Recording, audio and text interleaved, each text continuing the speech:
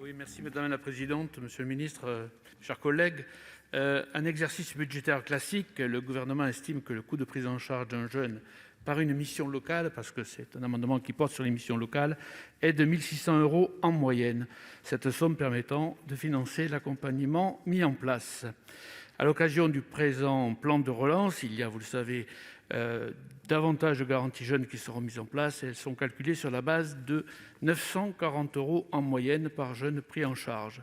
En ce sens, sauf à considérer que l'insertion d'un jeune dans le cadre de la crise sanitaire n'a pas le même coût de prise en charge que l'insertion d'un jeune dans un contexte classique, les auteurs du présent amendement proposent d'augmenter les crédits octroyés aux missions locales pour aboutir au même niveau de prise en charge que celui proposé en temps normal. Merci. Madame Canayer pour ce... Oui, merci Madame la Présidente, Monsieur le Ministre, mes chers collègues. Donc mon amendement est effectivement conforme à celui du président Raynal. Nous avons ici un constat qui est partagé sur l'ensemble de ces bancs, c'est la situation des jeunes face à la crise sanitaire et à la crise sociale et économique qui en découle. Mais face à cette situation, à ce constat, nous n'avons pas forcément les mêmes réponses. Moi, je suis convaincue que la garantie jeunes est un bon dispositif, a fortiori non pas parce qu'il offre une allocation pour l'ensemble des jeunes, qui est une base mais pas suffisante, mais grâce notamment à la qualité de l'accompagnement qui est mis en place par les missions locales.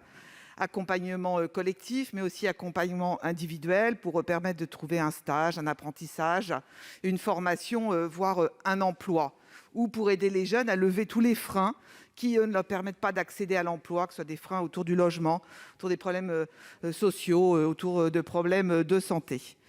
Alors aujourd'hui, avec l'Union nationale des missions locales, nous travaillons avec le gouvernement sur la mise en œuvre et le développement de cette garantie jeune, que le gouvernement reconnaît comme une bonne solution, puisqu'il a préconisé l'augmentation de 100 000 à 150 000 et bientôt 200 000 garanties jeunes. Néanmoins, il y a un vrai sujet sur les fonds attribués aux missions locales pour la mise en œuvre de cet accompagnement qui est la clé de réussite de la garantie jeune et donc du PACEA. Et donc, comme l'a justement dit notre collègue le président Raynal, il y a une différence entre les financements de la garantie jeune de base dans le cadre du programme 103 à hauteur de 1 600 € par jeune et celle ajoutée dans le cadre du plan de relance où l'aide donnée aux missions locales n'est que de 940 € par jeune, ce qui risque d'entraîner un accompagnement dégradé pour ces jeunes de la part des missions locales. C'est pour ça que nous préconisons dans cet amendement d'abonder de 33 millions d'euros la dotation des missions locales pour la mise en œuvre de la garantie jeune. Merci, monsieur le rapporteur général. C'est un avis favorable. J'ai eu l'occasion à plusieurs reprises d'évoquer les missions locales. Moi, je crois toujours, et je dois dire qu'il y a quelques années, elles sont passées tout près de l'échafaud.